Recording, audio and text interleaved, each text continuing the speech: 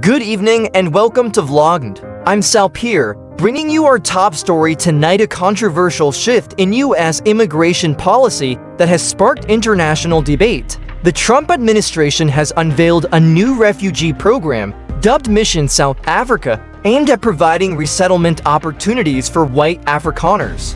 This move stands in stark contrast to the administration's broader refugee policies, which have significantly restricted entry for asylum seekers from various nations, including Afghanistan, Congo, and Syria. According to documents obtained by the New York Times, U.S. officials have been deployed to Pretoria, the capital of South Africa, to establish temporary refugee processing centers. These teams have already received over 8,200 expressions of interest and identified at least 100 Afrikaners as potential candidates for resettlement. The administration has prioritized white Afrikaner farmers for refugee status, citing concerns of unjust racial discrimination. We're taking a few seconds to send a shout out to our subscribers. We appreciate your support so much. For those who watch but have not subscribed yet, your support is as well very appreciated. If you can hit the subscribe button now,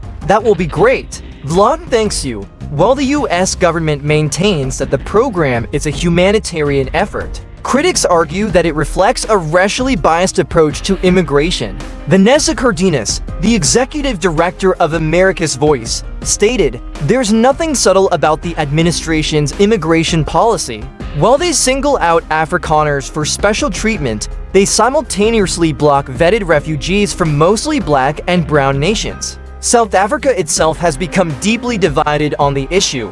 Some white Afrikaners claim they face increasing threats of violence and land expropriation, fueling their push for resettlement. However, police statistics indicate that white farmers are not disproportionately targeted for violent crime compared to the broader South African population. Meanwhile, under the country's Expropriation Act, the government has the authority to reclaim land in certain instances, but this policy has been mischaracterized in international discourse. This decision also raises questions about the broader state of U.S. refugee policy. Thousands of refugees from war-torn nations, many of whom have been waiting for years, remain in limbo as their applications stall.